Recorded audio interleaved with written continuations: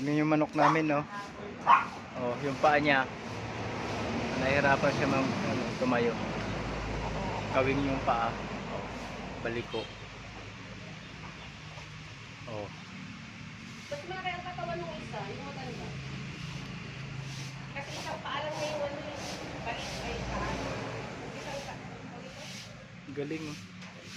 Nahirapan tumayo. Oh, ay, kawing. Swerte daw to sa ano eh. Panabong.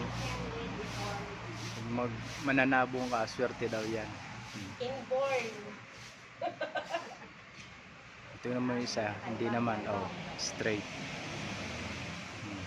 Ito yung isa, oh. Oh. Ang tapang pa. Ang galing.